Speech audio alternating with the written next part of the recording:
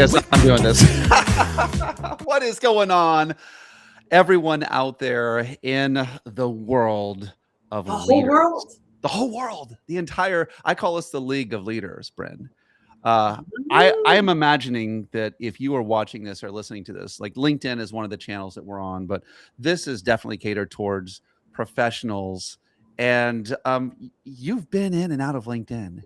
You've gotten LinkedIn bombed where someone connects with you and then pitches you immediately. And Daily. you have also, I'll guarantee, have written something that you thought was magic and you posted and you poured your heart out there and you got crickets. Yes. Well, it might be that you've been making a couple of mistakes. And Brynn Tillman, she's here to fix that. She is the CEO of Social Sales Link. She's the co-host of the podcast Making Sales Social and the co-author of the best-selling books, The LinkedIn Edge and Prompt Writing Made Easy. She's best known for helping revenue-driven professionals leverage LinkedIn as a powerful sales tool that opens up more conversations by earning the right. Her work centers around a simple shift: detach from what the prospect is worth and to attach to what you are worth to the prospect. Brynn teaches professionals how to position themselves with credibility, share insights that matter to their buyers, and engage in ways that feel natural. Brynn, we are so excited to have you here on Leadership Live. Welcome. Come fix us, please. Thank you so much. What a incredible introduction, and probably a little long, so I will be cutting that down just a little bit. But so fun. So fun, and thank you for having me. I'm excited to be here. Well, Brynn, I'm curious how you just now mentioned your age, and I won't tell everyone your age, but I'm curious how you have worked your way up. Usually when people are telling us like here's what you do and they want to give us the tips and tricks when it comes to tech, they're a little bit different generation. They don't have any of the gray and the white on the side. You've earned this. But how did you become the queen of LinkedIn? What put you there? What problem made you decide that this is something you wanted to solve? Well, thank you. And by the way, I'm happy to say I will be 57 on Sunday, and I give a gift every year on my birthday. This is the first tip. And right now it's 57 ways to catch up, like catch up 57 varieties, really silly on LinkedIn. So I have an ebook that will go out to everyone that wishes me a happy birthday. So I scream my age every year. So anyway, happy to do that. How did I get here? I was in sales right out of college. I loved sales. I hated cold calling, but you had to do it, right? We didn't even have email when I started. Yes, that's a lot of gray. And yes, I earned every one of them. But I worked my way to the field, and I remember in 1992 sitting across from a client staring at his overflowing Rolodex. That's how old I am. Thinking, although some people still have it, but it's like in a museum now. But thinking if I could get my hand on that Rolodex, I could identify who my client knew that I wanted to meet, ask for introductions, and I wouldn't have to cold call anymore. So when I saw LinkedIn a couple decades later, I was like, this was built for me. Because is this the Rolodex? LinkedIn is not just your Rolodex, but it's the ability to search and filter your connections Rolodexes. So we can see who we know that knows who we want to know. Mm-hmm. And that's why I fell in love with LinkedIn as a sales tool. And I never looked back. Never looked back. What was it like those early the grappling with it, and then how did when did you feel like you found kind of like this secret to and I think we all go through an evolution. Did you automatically start out with the idea of like I have to bring value rather than like give more than take? Like what was like how did you discover your way into this? So there are so many books along the way that influenced the way that I think, right? And authors and sales trainers that have really had a huge influence on where I am today in the way that I do things. I'll start with our buddy Jeffrey Gitomer and the Little Black Book of Networking. Just really changed the way I looked at sales, that this is about building relationships, not about collecting business cards. And so that was fundamentally a shift for me in that thinking. The other one Brent Adamson was co-author on the Challenger sale. And actually, early in my career, when I was just doing sales training, I was doing LinkedIn training on the side. I got referred into Aramark. It's a story for another day. And they handed me, after I got the gig, they handed me the Challenger sale and said, can you write a LinkedIn program that supports this book? Wow. So, yeah, I'm like, sure, but for what you're paying me, I get to keep the program. Like, I'll write it, but it's my IP. And they're like, yeah, great. So that had a huge influence. And there are a few things like lead to your solution, not with it, right? When you lead with it, it's a pitch. When you lead to your solution, you're bringing value. And then another book by Keenan, which was later on called Gap Selling, gave me one of my favorite of all time, which is you have to master the ask offer ratio. I'm asking you to consume my content in exchange for your time. You are buying my content with your time. That is so good. Right? And then once you've finished consuming that, you have one of two responses. And this is sort of my iteration of this. The first one is that was a bait and switch. I thought I was going to get value, but you really pitched me. And by the way, that could be a message. It could be content. It could be your profile. But I thought I was going to get value, but what I got was a pitch. That happens way too often. And with AI, there's this engineered empathy that makes you think they care about you, and then they switch to pitch. And that's even worse, right? Like if they're trying to fool you to think they read your profile or something. For sure. Like Yeah. The middle one is neutral, and this means that nothing happens. It doesn't hurt your reputation, but you don't start a conversation with someone you're trying to have a conversation with. The third one is compelling, and this is where they go, wow, that was good. This is how you earn the right to get the conversation. If I invested 3 minutes to read this article and I left feeling that was worth 10 minutes of my time, I'll invest 15 minutes in a conversation with you. All right. Tell us about that one. So compelling is the place where we want to get to. And all of the other stuff is the stuff that we're not. Like, can you tell us what compelling looks like? And then how do we get there? And then I want to get I want to get into the stuff we're doing wrong, but talk to us about like compelling. Yeah. So I do want to preface this by saying not all content has to do what I'm about to say. You might have content from events. You might have content that's promoting someone, right? And it's not going to all be compelling necessarily, right? But if your content is designed to start trust-based conversations for business development purposes, it's got to land in compelling. And it really needs, we have this aware framework that we talk about. So the first one, and this is like in a post or in a message, the A is attract through resonating with your buyer, right? So as a CEO in manufacturing, and they go, that's me, right? So they resonate immediately. They go, they are talking to me specifically. Create wonder.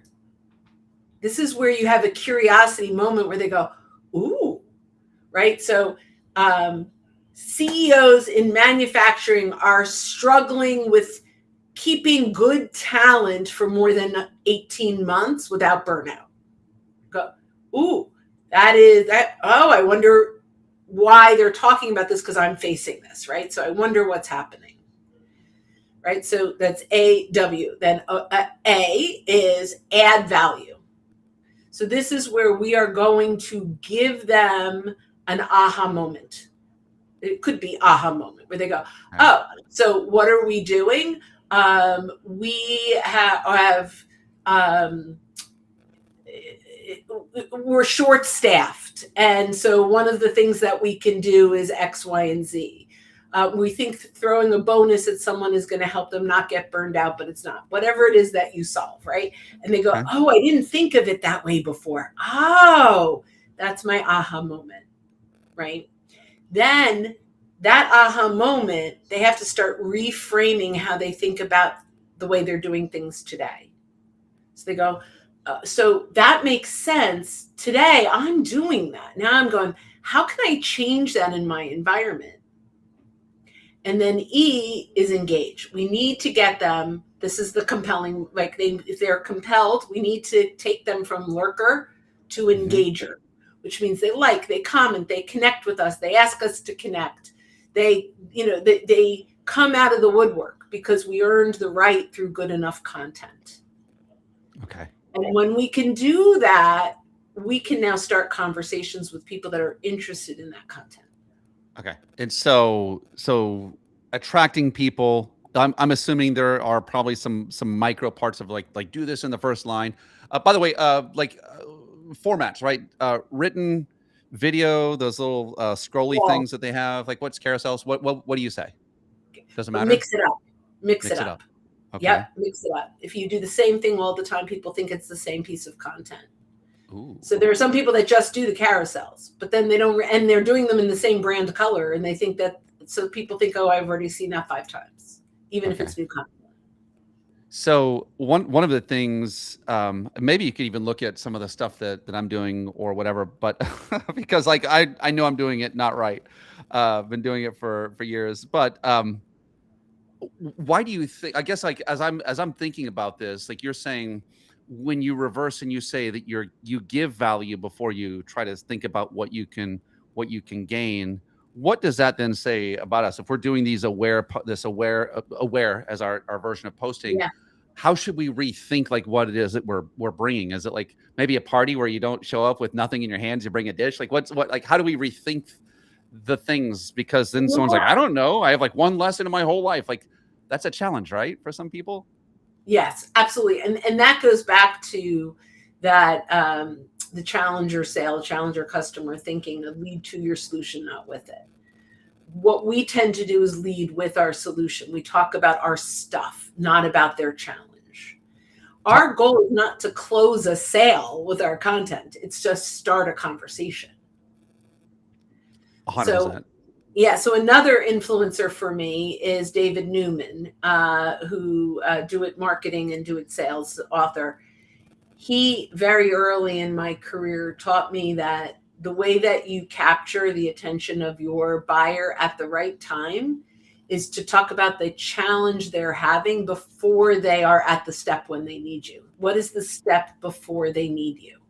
That's where you have to show up, because now you're showing up in a way that's influencing their buying decision versus halfway through their research, right? Once they know they need you as a solution, they're looking at other people like you. If you can capture them early enough, if you know what's happening in their environment before they even know that your solution is even on their radar, you can be the one that influences them down the path and can help them solve their problem early on. Do you think, Brynn, is it good for us to solve the problem, give them the methodology, or is it better in this scenario to help them to see what the problem is, like when because obviously they're not engaged in a conversation, but it's almost like we get to go into their mind, like at the moment, like if we're doing that, what is the appropriate way to, like, I don't know if there is an appropriate, like for every one size fits all, but like what should we be thinking about how to enter into that step before? Yeah, so a lot of that is I mean, talk to your clients, like what was happening inside of your organization before you reached out to me. Like you can learn, and like for me, I know sales are down. They either just hired sales reps or they lost a few sales reps and they have the same number, and what they've been doing isn't working anymore, or not as effectively as it used to. And people are saying you got to use LinkedIn, but I don't even know where to begin, right? So I know what's happening in the environment for my prospect. You have to know what are the conversations that are happening in those meeting rooms. What is the mandate coming down from the C-suite or from the board of directors? What is your responsibility? What is your buyer's responsibility? Look at that. This is a big one. If you can find their job description out on the ladders or somewhere, and you can find out what is their responsibility officially, you can bridge your solution to what they need to achieve inside the organization. So there's a lot that you can do to prepare yourself to have the right conversation.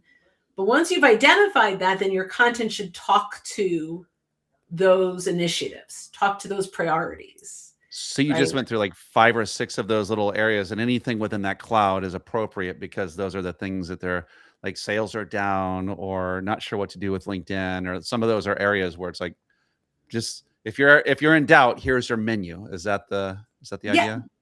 Well, I mean, there are a lot of different challenges that different prospects of mine might be going through. So I'm going to talk to each of those through content at one point or another. That's kind of the list of content that I know will attract my buyers at the right time. You have to decide and determine what is the content that will attract your buyer at the right time, which is early on in the process. I'm not saying don't have content on your website about your solution, absolutely, Mhm. but that is not for the top of the funnel, right? That Okay. content is once they already know who you are and they're interested. Yep. This conversation really is, how do I get to hello? Mhm. Oh, wow. That's a great that's the sale, by the way. If you can identify the sale, you can figure I love reverse engineer, basically. How do we get to hello? Yeah. And that's a part. I want to know what we're doing wrong. And actually, before, all right, can you address the algorithm part? Because sometimes I've had stuff Yeah. like why did that just get 31? And then like, oh, this is thousands. And it's like, and so I think a lot of people get convinced that there's either not they're not going to get coverage, but I think there's a message in that in there for us. Like when you see that, and I know that there's maybe even been an algorithm shift even recently, and things that Yeah. used to work don't work, or like, can you talk to us about that part of it? So not only has there been an algorithm shift, there's a significant, almost 180 on the algorithm shift on LinkedIn that really started rolling out in late 2025 and now is completely rolled out with AI in mind. So if you notice, hashtags are not even a thing on LinkedIn anymore. You can add them, but they have almost no purpose. They Mm, will not be indexed as keywords any longer. The only purpose of a hashtag is if you have a hashtag and all your content has that hashtag, you can search content based on that hashtag. sure. That said, hashtags initially were, here are the key words that I want to be found for. LinkedIn is now looking for it organically, number one.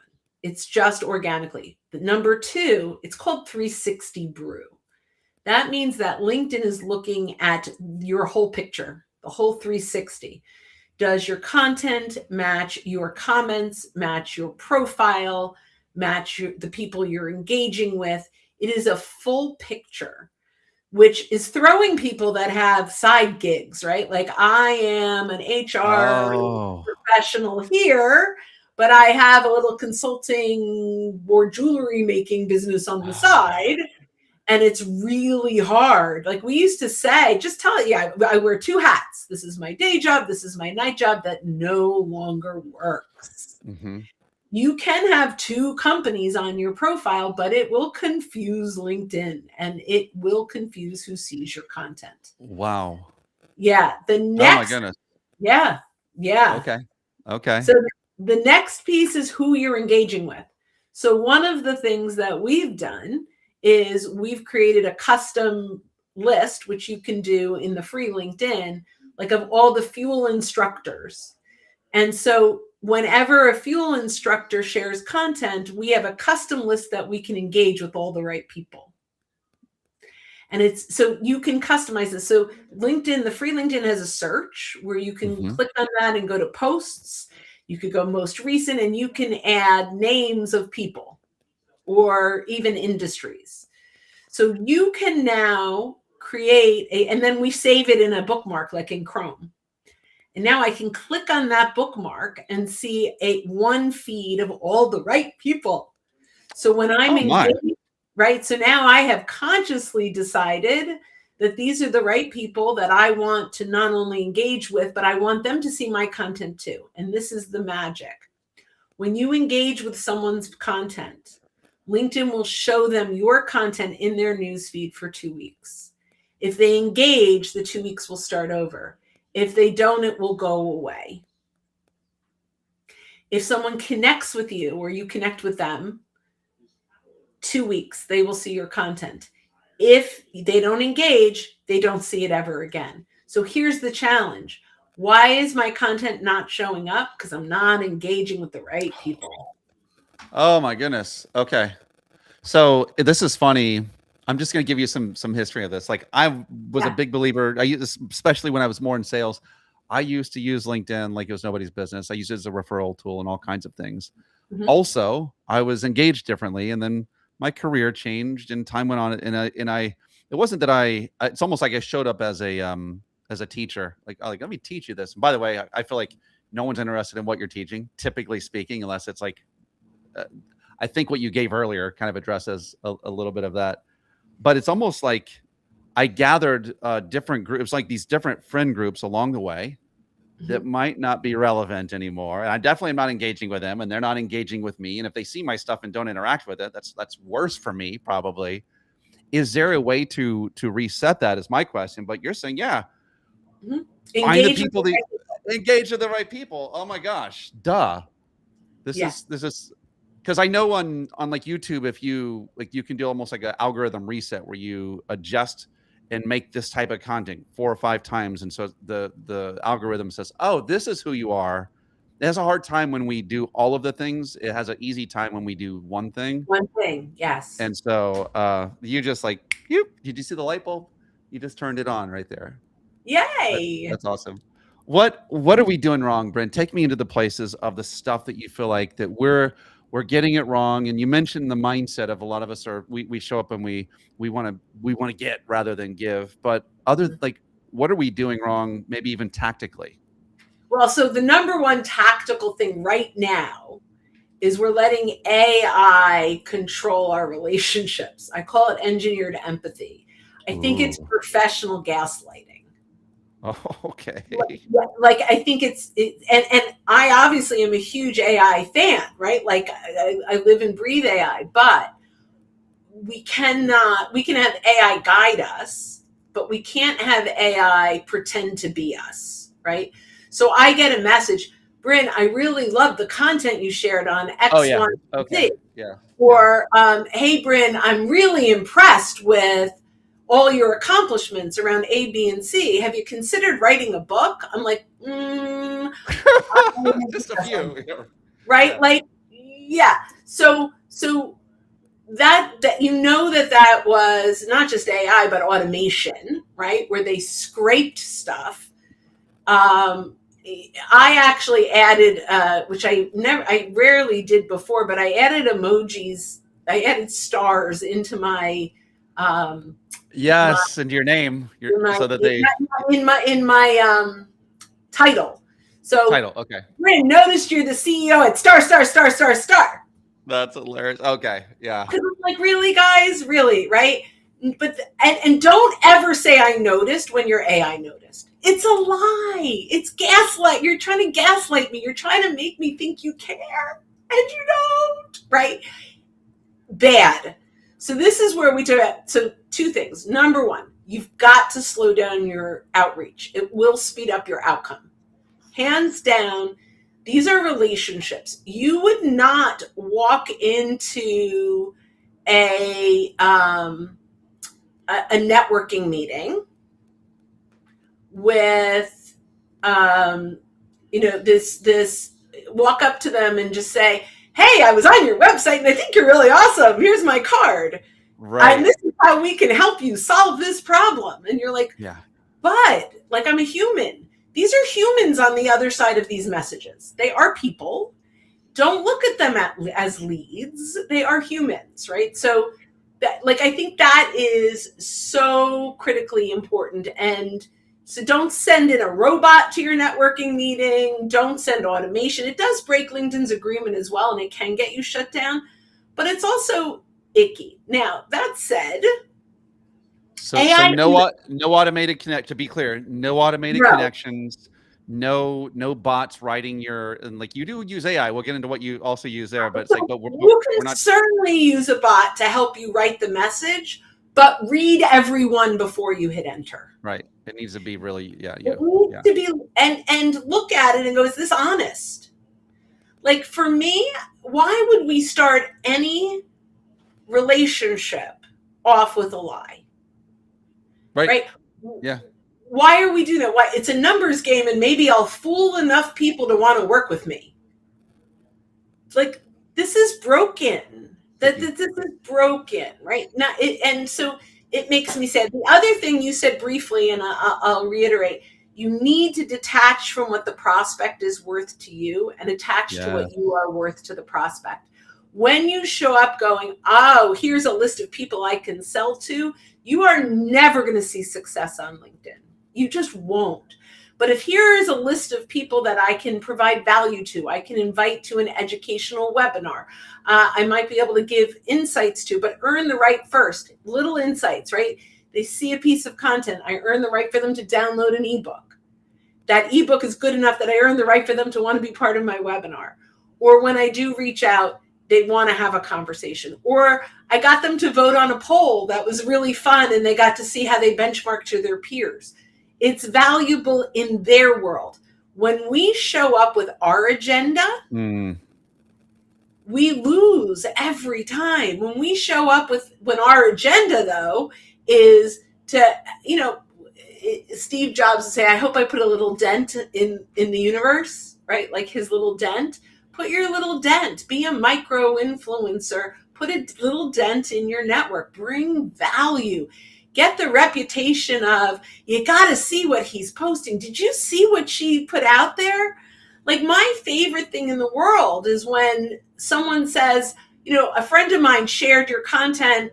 I mean, I have other favorite things too, I'll be clear. But one of my favorite things, right? A friend of mine shared your content and it really helps me. Let's connect. That fills me. So when you approach this as, I just want to help as many people as possible, and as a result, people will want to work with me. Yes. I love what you said. It's so funny. You said being a micro influencer to your group. And I think there's so many of us where it's a weird thing of what scarcity can do, where it's like you're looking like, oh, here's Brynn, but who's behind her? I need to talk. Hi, Brynn. And then we just move on as fast as we can. And the truth is that it's like when you slow down, you said slow your your step. outreach. Yep, Yeah, slow down your down. outreach to speed up your outcome. Yeah, I have people like, how many connection requests can I send a day? Like, well, how many people are you talking to a day? Because I would say, great talking with you. Let's connect on LinkedIn, right? Like, we don't need to build this list of, and go, okay, every day I'm going to connect with 20, 25 new people, 20, 25 new people every single day without context. Yeah, go ahead. I'm sorry. Would it be good with that in mind? Is it possible that after 15 years of someone having a LinkedIn account, is it possible they might need to disconnect from certain people? You have 10,000 people. Does it help to disconnect, or does it matter at this point? I think there's time well spent in other places, but I do think you should take inventory. You can search your first degree connections, you can export your connections, and let's take a look at, where are these people now, right? What we know from LinkedIn's reporting is that the average tenure of a professional is 5 years at any company. That means that 20% of your connections are moving companies every year. So if you've been on for 10 years, most of your people, unless they own a business, are somewhere else, right? Yes. Let's take a look. Where are they? And let's re-engage with these folks. And, I mentioned I'm writing this 57 tips for catching up, but one of the tips in catching up is taking inventory of your connections. And here's the thing, which most people don't know, you can do this. If you go to contact information on their profile, on your first degree profile, it'll give you the date you connected. Oh. So if I reach back, right? If I reach back and I'm like, hey, Alex, I'm not sure if you recall, but we connected back in October of 2022. Now you're like, oh, that was not AI.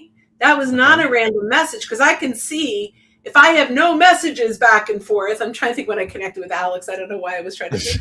Whatever. It's kind of dumb. But I've used him as an example before. But like when we've connected back. So now I'm like, wow. The response, it's honest. You did. I may not have recalled either, but I just said, I don't know if you recall. Right. So it opens this up very personally. And Yeah. then the reason I'm reaching out is we have an event coming up specifically for sales leaders, and I thought you might get some value from it. Here's the stuff we're going to talk about. Let me know if you're interested. I'm happy to send you a link to register as my guest. You're not just doing it all in one shot. I I, love what you're saying, because it's like, yeah. I guess I'm like, the takeaway is like there's a genuineness and a reality to it. Now, I want to take us to a place, because like you're talking about this, a lot of people are like, oh, so you're just telling me to go old school and be manual. But Brynn, Yes. you are a technology maven also, and so in Fuel, you have several courses, some of them about LinkedIn, but also some of this involves using AI, and you're a proponent of using AI to enhance what it is that people are doing. And so I guess you could say, what is it? I like to say, be, let me stop my share there. Be bionic and not robotic. And so I love that's the that goal of line. it, right? And so, but can you tell us like the safe space? Like, how would you're like, yeah, I can write it, but there's like some actual ways that you do where it lifts like how you speak and who you are, and like like, talk to us about how we should be using AI. You can use Brynn AI on Yeah. menfuel.io, and she'll give you all of this stuff. But if you were to tell us and to how to take a small step in that direction, how can we start to use it in a way that doesn't make us robotic and keeps the genuine feel? Well, I mean, so by far using the right prompts helps, right? Like you want to make sure. So I'll start with I have my book with my co-authors, Stan Robinson Jr. and Bob Woods. We talk about the crispy prompt writing, which is context. I know context, role, inspiration, scope, prohibitions, and you. You are the questions that you want AI to ask you to interview you, right? So the prohibitions sometimes are the most important piece of all of this, right? The prohibitions are what we don't want AI to do. So I don't want AI, to use M dashes, or I don't want AI to have not this but that, or Oh, I segmented, hate that one. Yes. right? Like immediately, to have segmented sentences, right? Like if use commas instead of periods after every 3 words, right? Whatever that looks like. So you have to teach AI, number one. So that's number one. You have to teach it how to think. And it's still not perfect. Sometimes I'll say, remember, and they're like, oh, sorry, I forgot that was a rule, right? Mm. So you still have to think that way. You have to be hyper aware of these AI tells, right? And you've got to edit through that. Okay. The next thing is the you. Make sure. So I have any kind of prompt, and if you use Brynn, I have Brynn.ai goes to my fuel. So if you're using Brynn.ai, it Wow. isn't that cool? Did you really get Brynn.ai? That is, and by the way, you guys, if you're you can click what we have here or scan that, and it'll bring you right into Brynn's material. Brynn.ai. How No, much did that cost? not much. I bought it like 3 years ago. I just redirected it to fuel, right? You're So so brilliant. Wow. everyone should go buy their own name AI for sure if it's still available. Anyway, because you're going to need it at one time or another. But you'll notice it will ask you questions if you run a prompt. It's not going to just run a prompt. It will walk you through questions. I think pre-call planning is one of the most powerful ways to use AI, right? So if you run through our pre-call, like I'm getting ready for a call, Mm-hmm. I have discovery questions that are in a prompt. I have, right, that are going to bridge to the LinkedIn profile. I don't know if you know this, but you can download anyone's LinkedIn profile, even if you're not connected. So you can go to the more button or resources. It depends on and then there's download as PDF. I can upload that, and I have a pre-call planning prompt that gives me a SWOT and a competitive analysis and all the things that we need for it to do in advance of a call. But Mm-hmm. if you have discovery questions that or you're going to want to ask, you can easily put it into, and of course I want you to use Brynn.ai, but you could go to any LLM and upload their profile, give them their job description if you have it, give them the website, and say, I am having a first meeting with this person. Here are the 5 discovery questions. Please bridge my solution to their position. And it will do a beautiful job. Mm. Awesome. And I like you said LLM. I like the, we can all get the general advice that's out there, and it's okay-ish, but I really like that people like you're offering a way for people to narrow in on, hey, if you like how I say it and do it and how my brain works specifically, I've carved these paths out over the past 20 years or however long you've been in LinkedIn.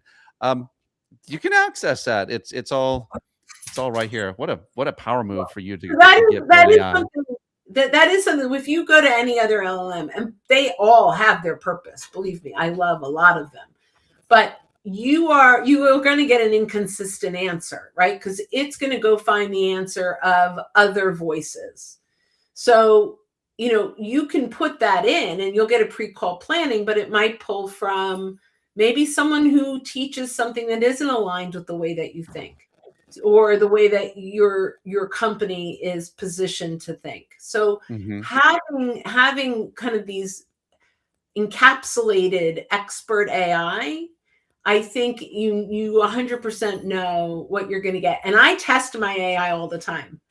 I will ask it a question that I don't know how to answer, and it will say that is not a question that I'm an expert at. And like, it will say that. It won't guess.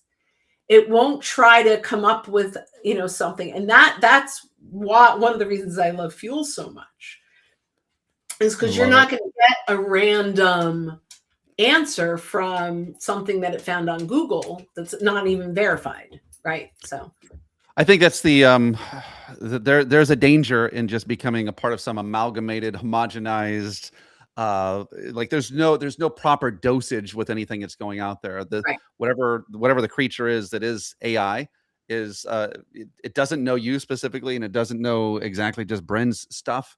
I think there is power in the finite and in something that is personalized and dialed in.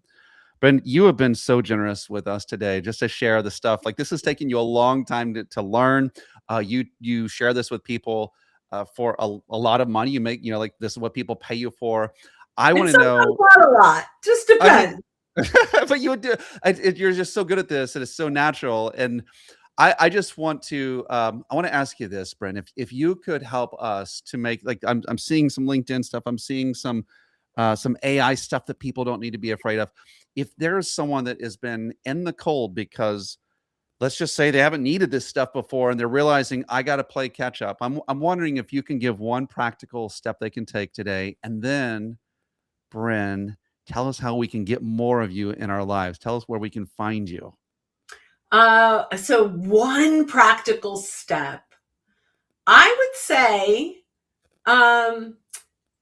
create in the free LinkedIn, even if you have Sales Navigator, you still want to do this in the free LinkedIn, create your ideal filters of your prospects, of your ICP. And I'm always thinking in terms of business development and sales. So if you're not in business development sales, this isn't going to work for you. But if you are, so by title, you could use by industry, by geographic location, like, who do you want to meet?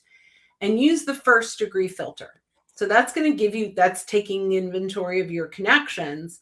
But that link that you get, and we talked about that with the post, that link is actually a filter. Like, that represents the filters.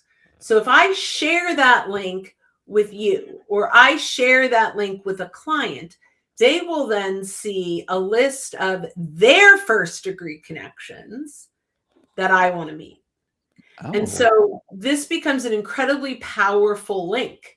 I actually bought brynconnections.com and I redirect to my link, right? So anyone can go to brynconnections.com and you can see a list of people that that I want to meet, right? And so all of a sudden now, this becomes our most powerful networking tool, our most powerful tool to get referrals, and then teach your networking partner how to do the same thing. That oh my gosh, that's Ninja Move. I just now went there and did it. Brynn, whoo! How many people do you know? Go to the bottom and see how many pages. Is there 10 or more pages of people that you know? I have 10 or more pages. Yes. You have over 100 people that I want to meet in your network. I will find some people and introduce. Oh, okay. Bonus. How would you cue me up to like what would you say to the person that went to your thing and they found this? Like, how do you ask for that connection? I know it's not that. Yeah, so How it would you do depends on the person, right? it? And I personally, so there's a couple, I mean, I have so many paths. One of them I love, I call prospect by event, where I have an event where all you have to do, like event on LinkedIn, and then all you would do, you could share your screen and invite people to that event for me, right? Like, so you can just put somebody's name in and it will, you could put 15 people in 3 minutes. Like it takes no time at all, and invite people to my event. I then screen captured that in my Sybil, like in my Fathom or whatever you're using, right? And I'll go back and I'll be like, Don, you invited me to your to my event coming up. I wanted to reach out and introduce myself and connect. And all of a sudden, this becomes this warm connection that is incredibly powerful. So that's one way. The other way is name drop, right? So I was talking with Don the other day. Your name came up. He says, hello. The reason we were talking was I have an event coming up and I'd love to connect with you. And he thought you might get some value. I'll connect and I'll invite you as my guest. Things like that. But there's lots of paths. If you don't have events, there's 50 other things you can do. I stinking love this so much. You have no idea, like what just like my brain is just going 1,000 directions. Brynn, obviously we can find you on LinkedIn. How should we find you? What should we? How should we engage Brynn Tillman in our Yeah, go world? to Brynn.ai and ask me anything for 7 days without a credit card. Let's go. I gotta confess, Brynn, my love had grown cold for LinkedIn. My love had grown cold. I'm like, you know what? I'll go to YouTube. They'll listen to me, and they are. But you've warmed me back up. You've let me see that this is a warm place again. This is me, but I'm sure it's Yay, other welcome people as home. well. And Welcome. this is like you've made something that can seem difficult super easy. You've given something to the person that wants to seem like they're smarter and faster. You gave something for all of us. And I just want to let you know, on behalf of all of any listener or watcher or viewer of Leadership Live, if you have made us better, you've made us better leaders. And I know if we're better leaders, we're going to be better humans. So thank you, Brynn. Thank you. Thanks for having me. I love it. Well, next week we are going to be on with the author of The Gaslit Brain, Dr. Jennifer Frazier. I don't know who this ugly guy is here, but that's okay. You're still going to have lots and lots of fun and get lots of good information as a leader to be able to help lead your people into the next, into their next chapter. And until next time, we will bid you adieu and just say thanks to Brynn for being a part of our world today.